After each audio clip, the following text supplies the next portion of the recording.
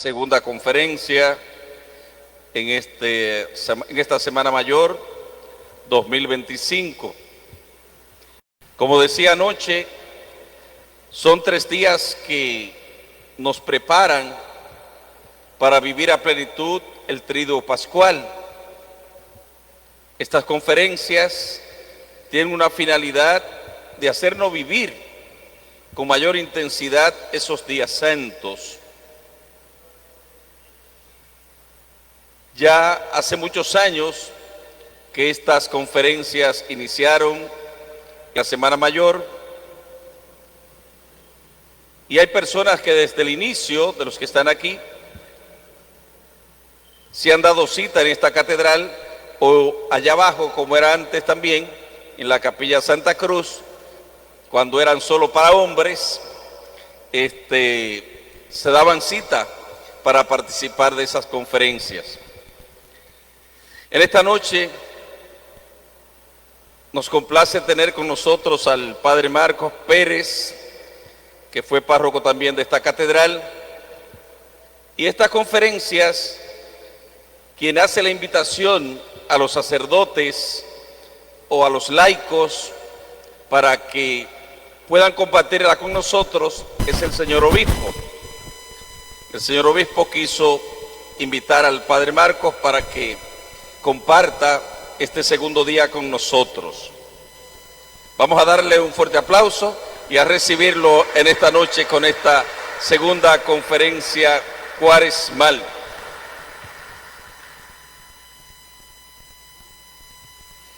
Bien, buenas noches.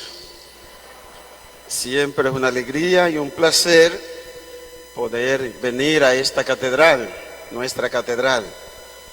Basta que sea la madre de todas las parroquias de la diócesis. Y en este contexto, esta segunda conferencia cuaresmal del año 2025, la Semana Santa, pues con mucho más razón. Con gusto he aceptado compartir con ustedes en la línea que está viviendo la Iglesia sobre el año jubilar de la esperanza. De eso se nos ha pedido que compartiéramos y vamos a empezar con una breve oración. Si les parece, nos ponemos en pie, oramos antes de iniciar el contenido de la conferencia. En el nombre del Padre y del Hijo y del Espíritu Santo. Amén. Señor Jesús, te estamos acompañando en tu paso, en tu peregrinación, en tu camino hacia la cruz. Y sabemos que tú mismo es el que fortalece nuestra fe, anima nuestra esperanza y hace arder nuestra caridad.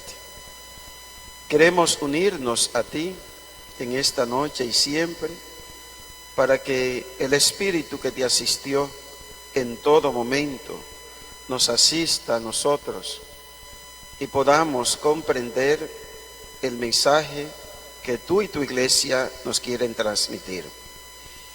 Que nos sigamos alimentando de la palabra, de la reflexión, de la formación en este tiempo cuaresmal de la Semana Santa, para vivir con alegría y gozo desbordante el misterio de la Pascua de Resurrección, que también renueva y fortalece nuestra esperanza. Te lo pedimos en el nombre de Jesucristo, tu Hijo, que vive y reina por los siglos de los siglos. Amén. Hay una canción que se la saben ustedes. En Jesús puse toda mi esperanza. ¿La saben esa? Vamos a cantarla entre todos. 1, 2 y 3. En Jesús puse toda mi esperanza. Él se inclinó hacia mí y escuchó mi clamor. y escuchó mi clamor. Puso en mi boca un canto nuevo, una alabanza a nuestro Dios. Muchos verán y creerán en Él, y en Jesús confiarán. En Jesús puse toda mi esperanza. Él se inclinó hacia mí y escuchó mi clamor. Y escuchó mi clamor. Muy bien, puede sentarse. Bien, nos van a asistir aquí con las diapositivas y tomamos el contenido de esta conferencia fundamentalmente de la bula del Papa Francisco, con la cual declaró el año jubilar de la esperanza. Vamos a tratar 5 o 6 puntos que están basados en este documento y que es reflexivo también para nosotros.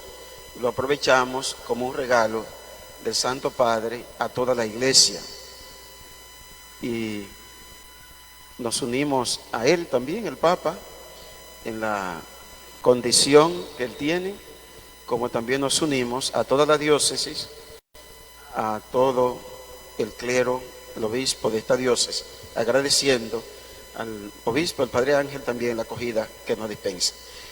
Pues el tema, hay que poner el título del tema. El tema es fortalecer la esperanza a la luz de la Pascua. Fortalecer la esperanza a la luz de la Pascua. El año jubilar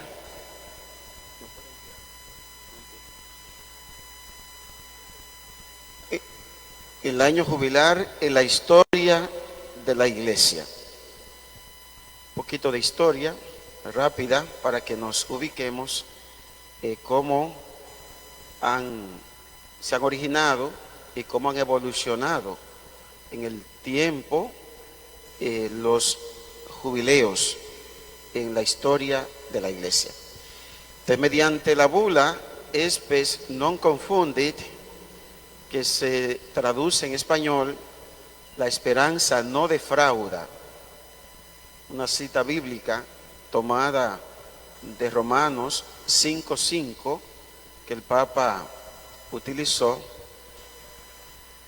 Con esa cita bíblica, el Papa Francisco declaró un año jubilar para toda la Iglesia universal, que tuvo su inicio el 24 de diciembre de 2024, con la apertura de la Puerta Santa de la Basílica de San Pedro en el Vaticano. El Papa inició en diciembre pasado, 24, abriendo la Puerta Santa y dejando inaugurado para toda la Iglesia este año jubilar de la esperanza. Y también la Eucaristía que invitó a presidir y la apertura de la Puerta Santa en cada una de las catedrales. Nosotros aquí tuvimos el día 28 de diciembre, si no mal recuerdo, la apertura de la Puerta Santa. También se quedó de esta manera, junto con todas las diócesis del mundo, en los horarios coincidentes, aperturado el año jubilar que estamos viviendo, que estamos celebrando, compartiendo en todas las parroquias y en la diócesis, en la catedral.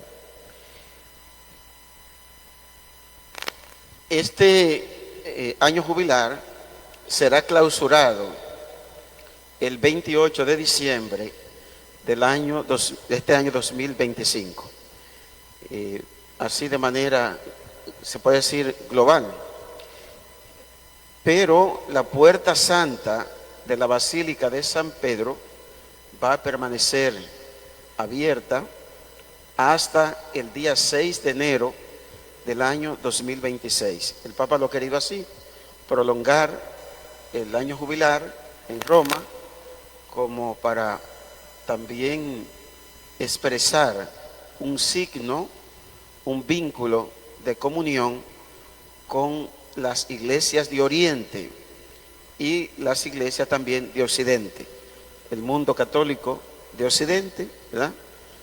Y también el mundo católico de Oriente, porque sabemos que el día 6 de enero, el día de la Epifanía, manifestación, y esta fiesta, esta solemnidad, no es solamente de la Iglesia Católica Romana, sino que es de toda la Iglesia, sea o no de Occidente, tanto de Oriente como de Occidente. Es una fiesta que nos une, nos vincula en un lado y en otro costado del mundo. Por eso el Papa quiso extender el jubileo también para como abrazar, acoger, para la comunión, la unión con las otras iglesias que no pertenecen al mundo occidental.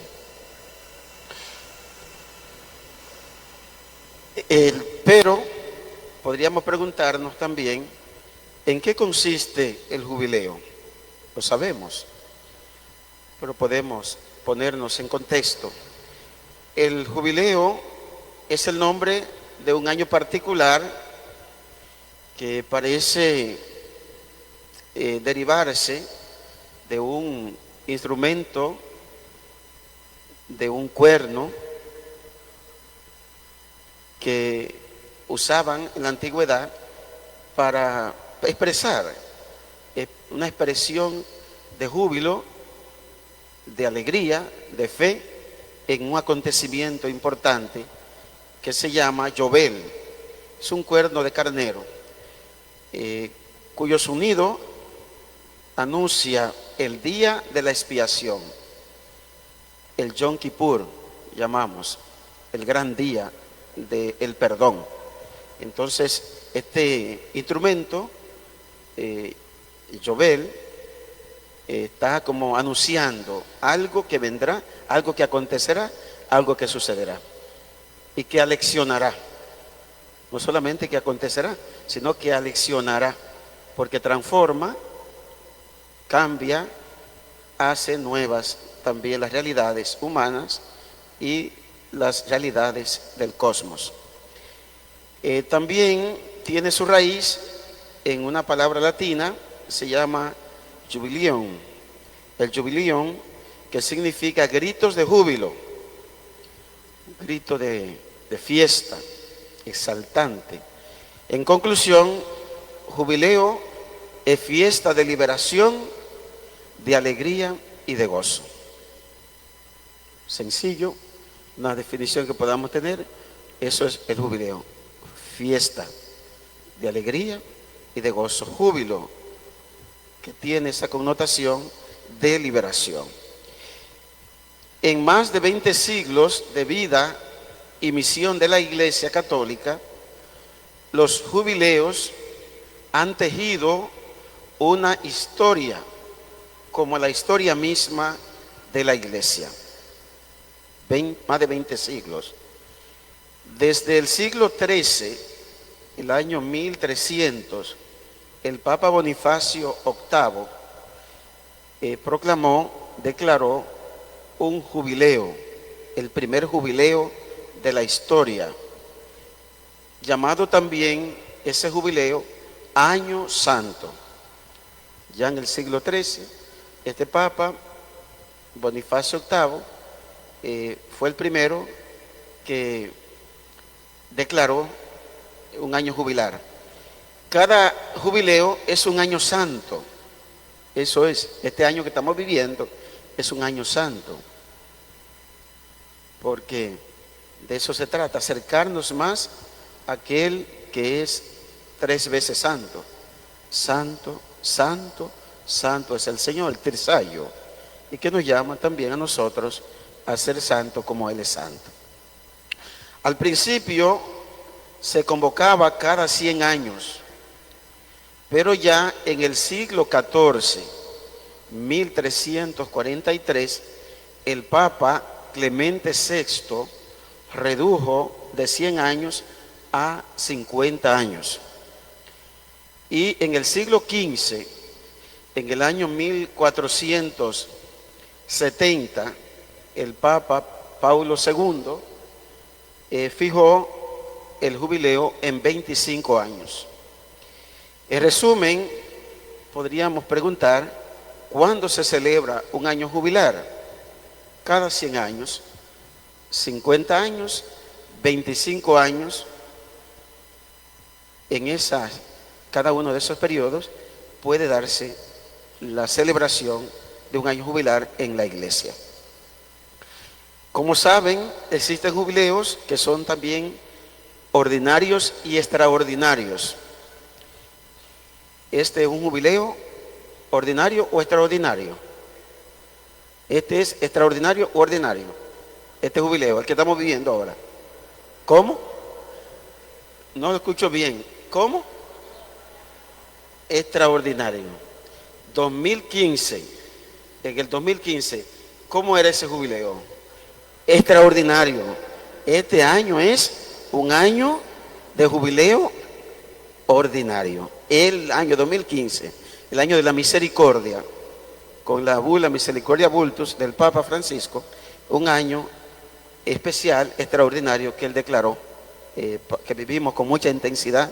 También el Papa nos sorprende, nos anima, nos pone fiestas, signos, acontecimientos que van como movilizando la vida de la iglesia, la vida del cristiano católico, y van poniendo en evidencia todo lo que es el sentido profundo de nuestra fe.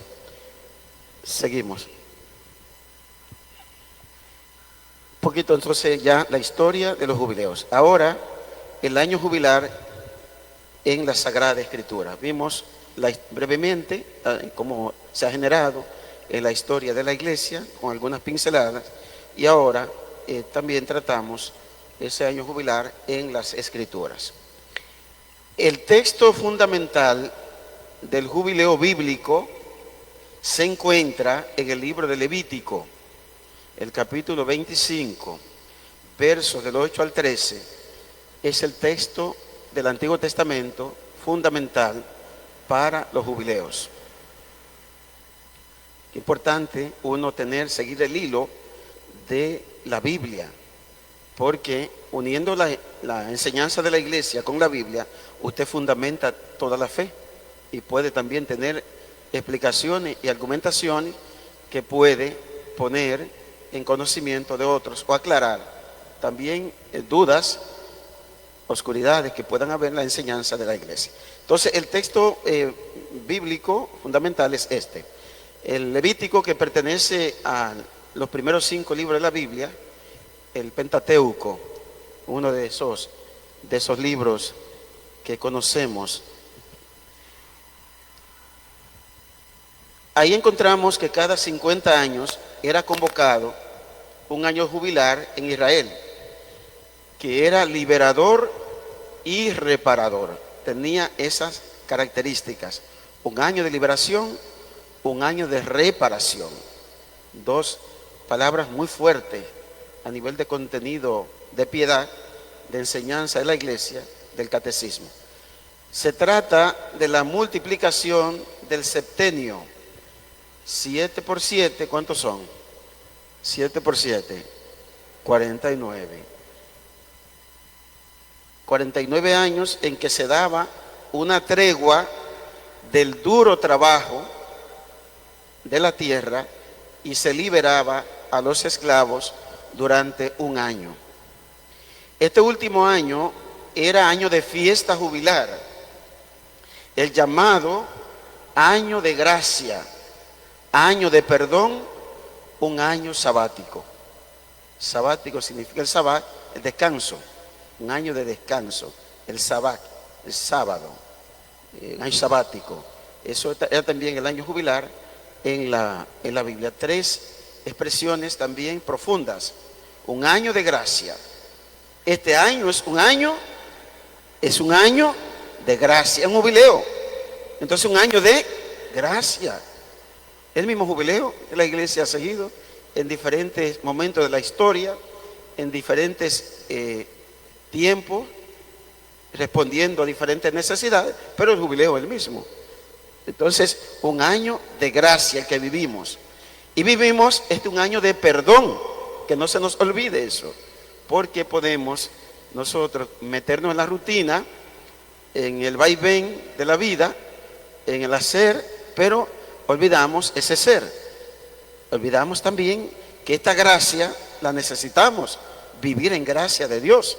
Necesitamos vivir en la gracia del Señor, a través de los sacramentos, como vamos a ver, a través de la liturgia, de la oración. Vivimos esa gracia de Dios.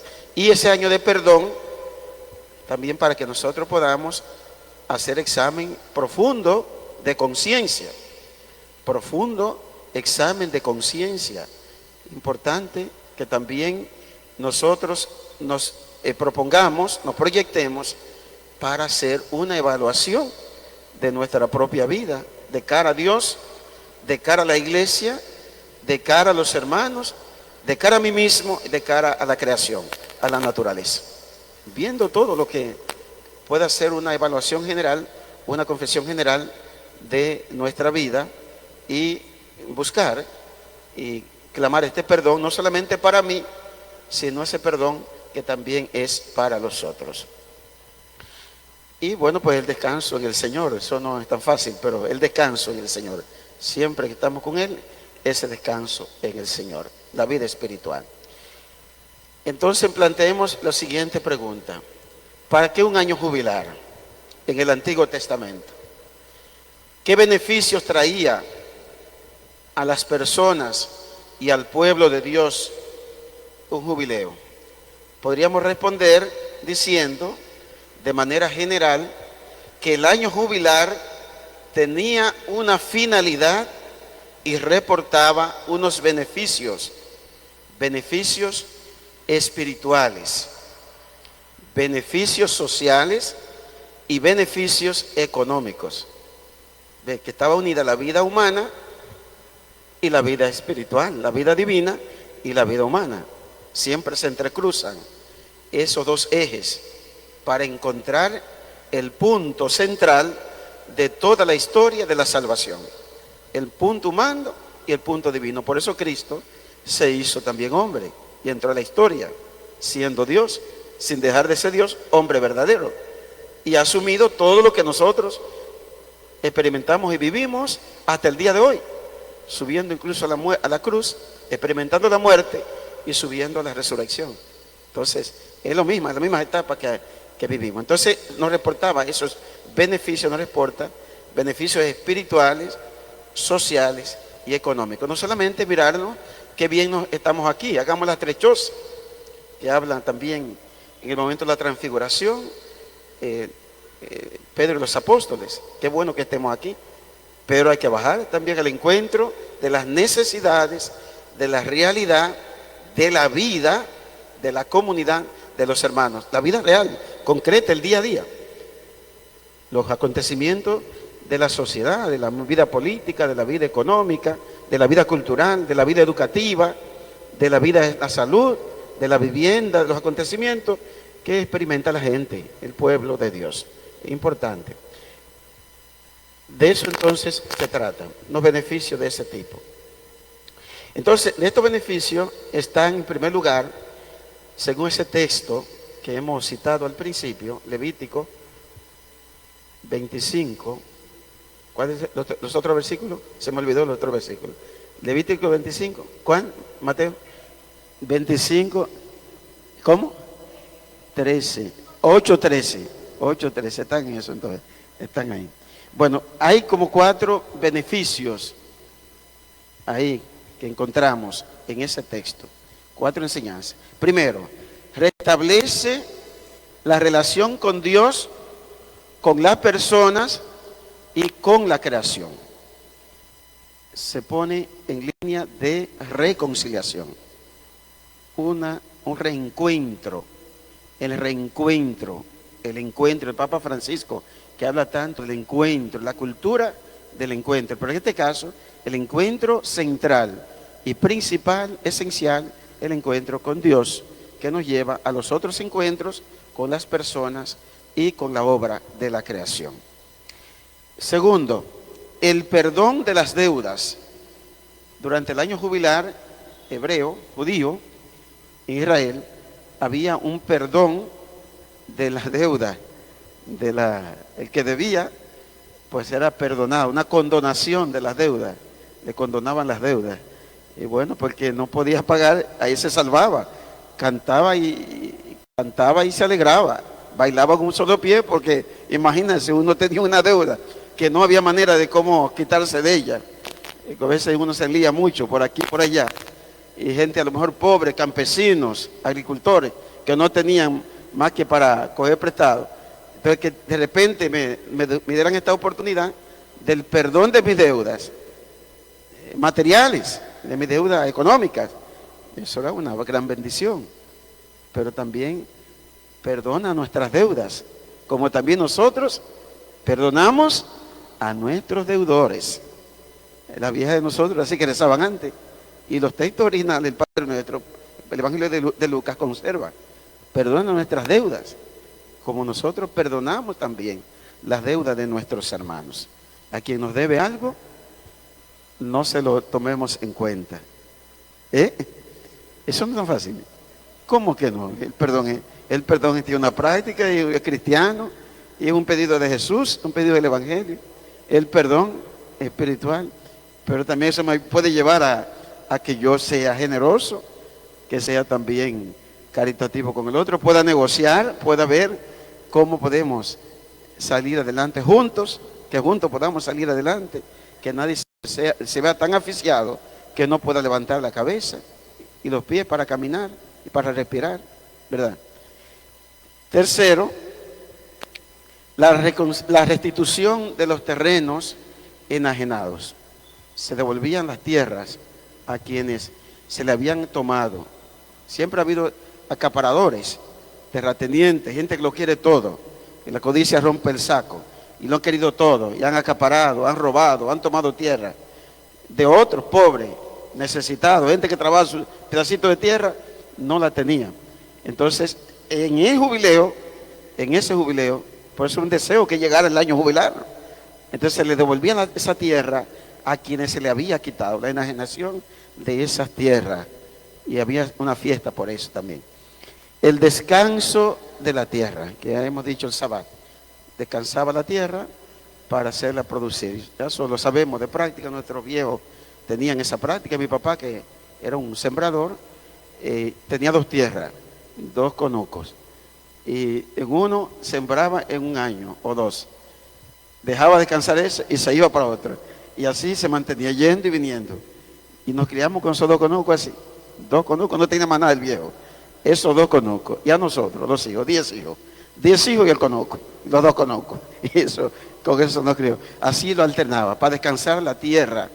Y es verdad, salían unos frutos bonitos, unos frutos sanos, como que cuando se dejaba descansar la tierra, esa tierra como que estaba como bien alimentada, bien nutrida, con los nutrientes necesarios para poder dar frutos que después guardábamos para el año.